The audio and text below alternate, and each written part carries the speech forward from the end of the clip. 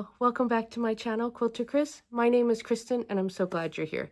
Again, please excuse me, I have a bit of a cold, so if I don't quite look or sound myself, that's why.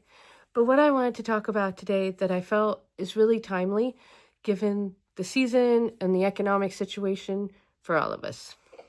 And that is how to make thriftier quilts and what can you make your quilts out of. So I hope that I reiterate quite a bit on this channel that there are no quilt police, right? However you make your quilt is just fine, and there is no judgment, and it is a beautiful work of art. And I cannot say that enough. So having said all of that, how do we make a lovely holiday quilt for the season, or to celebrate the season, or maybe just for us, because that helps us get into the holiday mood. So I have a few ideas that I thought I would share with you, and we can talk about it, and I hope that they help you. And I would also love to hear your ideas for what you do as far as for holiday quilts or when money is tight, because fabric is expensive. The supplies are expensive. So what do you? First, I think we should talk about what makes a holiday quilt. And that can really vary from person to person. Is it the Christmas type fabrics? Like I have some examples here. Like these look like winter. There's gingerbread men. So does fabric like that say Christmas to you? Or is it just the colors, right? So here's some green with some red outlines. And this is some red and green dots. So that's the first thing I feel like that you have to decide what means Christmas to you. So if Christmas is just the colors, well, that's an easy fix. You can take any pattern, even a 9-patch that is just squares put together. That can be a Christmas or a holiday quilt if it's used with those colors that you feel are holiday. So that totally works, and there is no pattern needed, right? The next thing is, if you need a pattern, if you want it to be Christmas or holiday-like, where can you go to get those patterns, and how much do they cost? So I think as quilters, we can easily get a stash of patterns and not really use them, and then we've spent that money that it could have been spent on something else. So luckily, there's a few places that we can get those a little cheaper. So to begin with, of course, thrift stores, right? And I've lived on both coasts, and I know on the West Coast the thrift stores are okay, but there are so many more, it seems like, thrift stores here on the East Coast. And here where I'm living now, we even have craft thrift stores. And the Salvation Army, once a year, they collect all the Christmas craft items, and then once a year they have a really big show where they raise a bunch of money and you come in and it's only for holiday crafting. So that would be something you can check Facebook or with your local quilt guild, something like that. So speaking of the local quilt guild, you often have to pay dues to participate with that. But if you are already a member and pay dues, that's a great place to exchange quilt patterns. And you probably already know that. If you belong to a guild, I'm sure you all exchange patterns or talk about that. And I'm not talking about someone buying a pattern and copying it. That's not what I mean. I mean, someone is done with the pattern and maybe they pass it on, right? The same with books, quilt books. So I know that when you go on Amazon and you're looking at quilt books, they are probably about $25 to $35 right now. But oftentimes, if you look further on Amazon, sometimes thrift books or other used book sellers will be selling those quilt books for much cheaper. Sometimes with shipping, they're only $5 or $6, and that gives you several books to look from. But something else that I noticed that I don't think I had really thought of before, and I don't know if anyone else here had thought of. Of course, there's your library, right? And sometimes when we go to the library and we look at those quilt books and they're out of date, and we're like, we don't want to look at this. It's very uninspiring. Quilts from the 90s especially are very brown tones, and I know I'm not a big fan of brown. If you are, that's fine. But sometimes we look at those quilts and we're like, that's kind of out of date. I don't like it. But what if it had more up-to-date fabric? Do you have fabric in your stash that you could use to make one of those patterns from the library and that would spiffy it up? That's an option. If you want something more new, have you considered the library's online books? So this is Libby.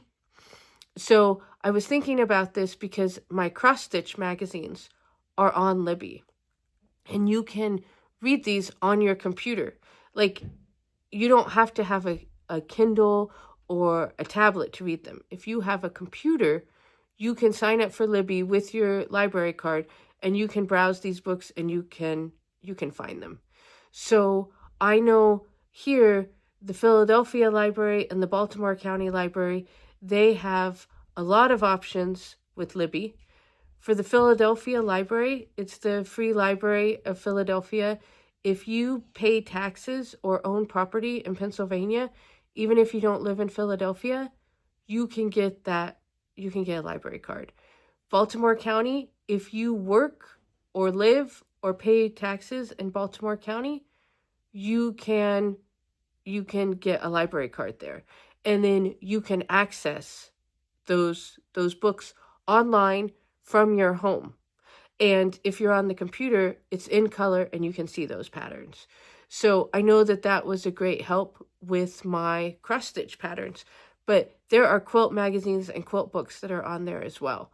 And that's at no cost to you. And then you have access to all those patterns. The other option you have, and I know that this seems daunting to some people, you could make your own. If you do not feel comfortable making your own, which is totally fair, there are a lot of blogs and even fabric companies that put patterns up for free. So there is a blog called the Moda Bake Shop, and it uses Moda pre-cuts, fat quarter bundles, layer cakes, charm packs, all of those. It uses those, and then it offers you free patterns. Most of those are not holiday quilts, but they could easily be made holiday quilts by the fabric that you choose. Now, fabric. That's a tougher one, right? So we all want to go in and touch the fabric. We want to make sure that it's a good quality. And I know that Walmart now is mostly just using pre-cuts, and Joann's has gone away, and we really feel like we're in a fabric desert. And that, I think we all kind of feel that way. Michael's has some. Quilt shops can be expensive. Where can we get the fabric? So I'm going to give you an alternative that's not always popular with serious quilters, but I have used it plenty. And that is sheets and bedding. So there's a lot of different options. For backing of quilts, I have often used the Target's kid sheets for the backings of my quilts. I do it all the time. You can get a full set of sheets, twin size sheets, flannel, for $20. And that comes with a pillowcase, a flat sheet, and a fitted sheet. Well, that is enough to back 2 quilts. For $20, that is a deal. Like, I know that those are twin size and they go up by price. I haven't used Walmart sheets. I've only used the Target ones. Another option that you have is so besides Target, I was at TJ Maxx, and they also had 100% cotton sheets. Some of them were nicer. Sometimes they're a little bit more expensive, but these are cotton sheets, and you definitely could use that for at least a backing, if not for piecing as well. Go and look at other clothes in the thrift stores. Go and look at the bedding. Fabric can be hidden all sorts of places. I know I personally have donated my scraps to thrift stores before and other fabric pieces, I think you'd be really surprised at what you find. And sometimes thrift stores are more expensive. Sometimes you really have to look around. Another option that you might do is maybe you know another quilter and you can do some kind of swap, right? I know sometimes I get to where I have too much fabric in my sewing room and not enough places to put it.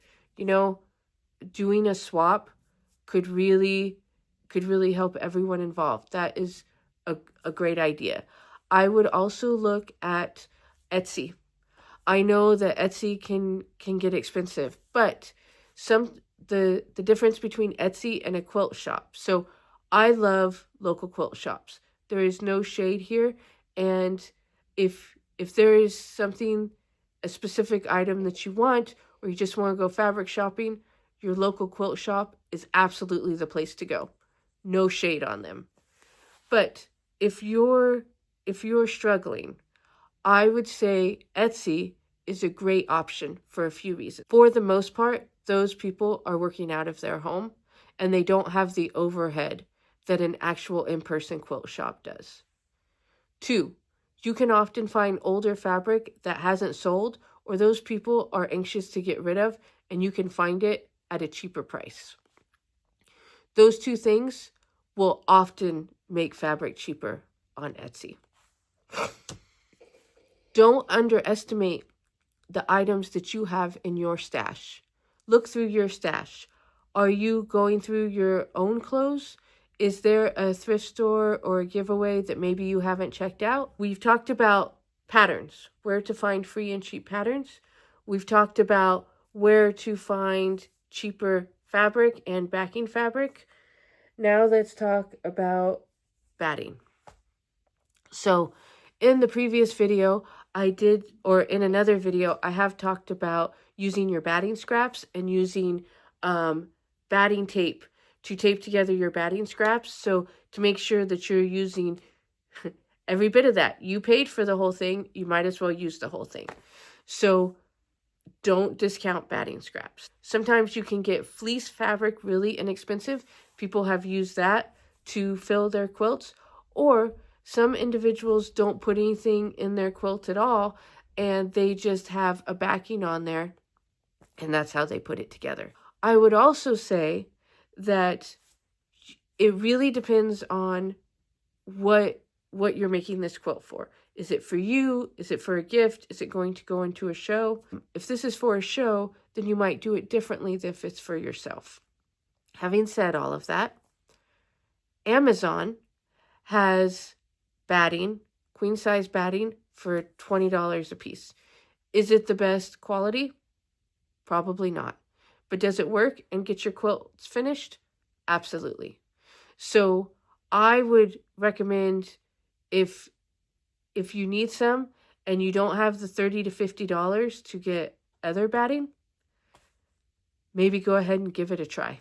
We've discussed you can find free patterns online, at the library, at Libby with your library online, thrift stores for fabric and backing, sheets for inexpensive backing and material to piece your quilts. And we've talked about different alternative ways to fill your quilts, piecing your batting together, either using batting tape or you can zigzag it together. And then that brings us to quilting. If you're sending it out to a long arm, that's a couple $100 each quilt. I know I don't think I've ever had the money to do that. That's a lot of money. I also like to be the one to say, hey, I finished this. This was all me. So you can learn how to do it on your domestic machine. It's totally possible. You can also tie the quilt. That's where you use embroidery floss and you tie it. You also, and this happened with me, you can reach out to maybe someone you know has recently gotten a long arm and they need some practice. You may be able to get a deal with them for them to quilt your quilts. The first quilt I quilted for someone else, for a friend, I told her I would do it for free because I was new. And she sells Cincy, and she brought me some really nice things from Cincy and a Target gift card, and I quilted her quilt. And it was a great exchange. So I would look around and interact in your community. I think this all comes down to making a community of crafters and quilters and working together so that you can make the projects that you want to make. Because in the end, that community that's where this all comes from. So I hope some of this helps. I hope that you all have a great holiday season and you make some great holiday craft items and you have great memories. I know for me, every time I pull out those holiday quilts each year, I remember the one I made for the previous year, and it makes me smile. So thanks so much for watching. If you have anything to add or a lot of helpful tips, I would love to hear that in the comments. And don't forget to like and subscribe. Bye-bye now.